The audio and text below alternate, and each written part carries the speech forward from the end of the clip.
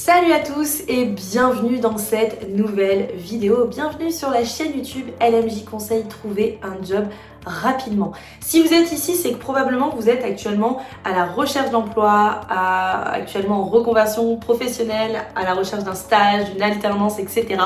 Et si vous êtes sur cette chaîne, vous êtes au bon endroit. Sur la chaîne de LMJ Conseil, on parle principalement de recherche d'emploi, de reconversion professionnelle. L'idée, c'est de vous faire partager mon expérience de recruteur pour vous aider en tant que candidat.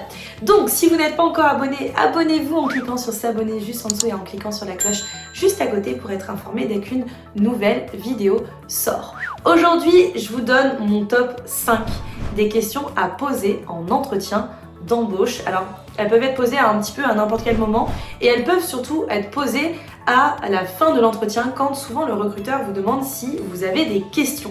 Il faut savoir aujourd'hui que le but d'un entretien, ce n'est pas simplement de vérifier que le candidat correspond à l'offre d'emploi qu'on a, c'est aussi un moyen pour les candidats de vérifier finalement que l'entreprise, le poste à pourvoir, lui correspond. Donc c'est hyper important de pouvoir aussi poser des questions et de pouvoir voir un petit peu à quoi correspond l'entreprise, à quoi correspond le poste un maximum. Alors, souvent, quand on est candidat, on pense à certaines questions qui ne sont pas toujours hyper adéquates, qui ne vont pas toujours montrer votre volonté, votre motivation pour le poste. Donc l'idée un petit peu, si vous voulez, de cette fameuse vidéo aujourd'hui, c'est de vous donner des petits tips, des petites questions qui peuvent être hyper pertinentes, non seulement pour vous, pour découvrir un petit peu l'entreprise, mais surtout pour vous mettre un petit peu le recruteur dans la poche. C'est un peu l'idée également.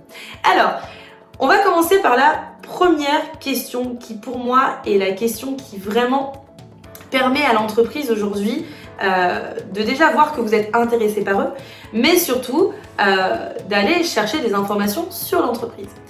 J'aime beaucoup cette question et je sais qu'en général, quand je dis aux candidats de la poser aussi en entreprise, les entreprises adorent. Cette fameuse question, c'est quels sont les projets futurs de l'entreprise? Eh oui, quels sont les projets de l'entreprise? Souvent, on vous demande où vous vous projetez dans 5 ans, mais finalement, où se projette l'entreprise dans 5 ans? Où se projette l'entreprise dans laquelle on postule? Quels sont les projets de l'entreprise? Est-ce qu'il y a des projets de développement? Est-ce qu'il y a des projets qui sont mis sur la table sur lesquels on peut parler? Pour moi, cette question, elle est hyper pertinente. Déjà de une, parce qu'elle va pouvoir vous permettre de savoir un petit peu où se situe l'entreprise, déjà de une de base, à savoir quels sont ses projets, qu'est-ce qu'elle a envie de faire dans le futur? Est-ce que c'est une entreprise qui est ambitieuse et qui du coup a déjà mis en place des choses pour évoluer? Et puis surtout, ça va vous permettre aussi de montrer votre motivation et votre souhait aussi de vous voir dans le futur, de vous projeter finalement avec cette entreprise. Donc cette question, elle a vraiment un double objectif. À la fois de montrer que vous êtes intéressé pour vous projeter dans l'entreprise, déjà, donc ça va être un vrai bon point pour l'entreprise. Le recruteur va se dire « Ah ouais, génial, la personne, elle se projette vraiment avec moi et ça, c'est vraiment top ». Donc ça, c'est vraiment un gros point positif. Et deuxièmement, l'entreprise, ça va vous permettre aussi de connaître l'entreprise et de savoir ce que projette l'entreprise pour voir si effectivement, vous aussi, vous vous projetez dans ces projets, vous vous projetez à grandir finalement avec cette entreprise. Donc ça, c'était vraiment la première question que vous pouvez poser et en général, pour avoir conseillé pas mal de candidats de la poser, c'est une question en général que les recruteurs apprécient beaucoup. La deuxième question pour moi qui est hyper importante et qui va rejoindre un petit peu aussi finalement cette première question, c'est où se projette l'entreprise dans 5 ans ou dans 10 ans, comment finalement l'entreprise se voit, est-ce qu'elle se voit évoluer avec effectivement peut-être les projets qui sont à venir, donc les projets dont on a parlé juste avant, mais aussi comment elle se projette, est-ce qu'elle se projette toujours sur un milieu national par exemple si on est dans le milieu national ou si on est dans le milieu local, est-ce qu'elle se projette à grandir au milieu national, au milieu peut-être international? L'idée c'est bien entendu, alors l'entreprise on a toujours finalement des envies et des souhaits et on a toujours envie d'évoluer. Et l'idée, c'est aussi un petit peu de voir ça. C'est-à-dire, est-ce que c'est une entreprise qui a déjà réfléchi finalement au step d'après, donc au plus 5 ans, plus 10 ans, etc. Un petit peu comme quand on vous pose la question de où vous vous projetez-vous dans 5 ans. C'est-à-dire comment vous voyez évoluer. Généralement, quand on réfléchit un petit peu et quand on se pose sur sa carrière, on sait où on a envie d'aller. Les entreprises, c'est pareil. En général, elles savent également où elles ont envie d'aller. Et du coup, c'est hyper important de poser cette question. Elle est un peu en rapport avec finalement celle qu'on a eue avant. Celle d'avant, c'est vraiment les projets. Est-ce qu'il y a vraiment des choses qui vont être mises en place très prochainement, etc. Et celle-ci, elle est un petit peu plus sur le moyen long terme. Où va l'entreprise, comment elle se voit, comment elle se projette et comment finalement on va avancer avec cette entreprise. Donc elle est plutôt, cette question elle est hyper intéressante et puis elle vous permet de voir aussi si finalement la personne, l'interlocuteur qui va être en face de vous va savoir finalement est-ce qu'il y a également des projets et est-ce que l'entreprise va évoluer à moyen long terme pour le coup. L'une des autres questions que moi j'aime beaucoup, c'est quels sont les enjeux principaux finalement du poste qui est à pourvoir. Cette question elle est hyper pertinente parce que déjà de une, elle va vous permettre de savoir quels sont vraiment les tenants et les aboutissants du poste. Donc pour vous c'est hyper pertinent.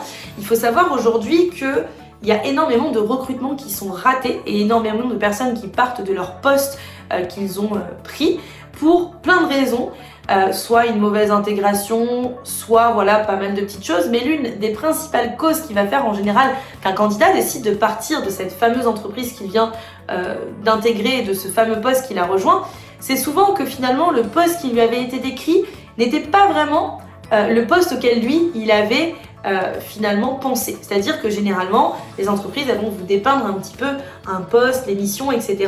Mais des fois, la réalité elle peut être un petit peu différente et c'est l'une d'ailleurs des raisons principales d'un départ d'un poste aujourd'hui.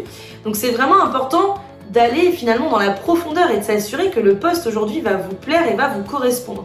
Donc quand on pose la question de quels sont les enjeux principaux du poste, vous allez pouvoir vraiment voir si c'est un poste qui est plutôt dans l'exécutif, si c'est un poste qui est plutôt de manière réfléchie, s'il y a des projets autour de ce poste, s'il y a des besoins également autour de ce poste via ce que va vous répondre le recruteur.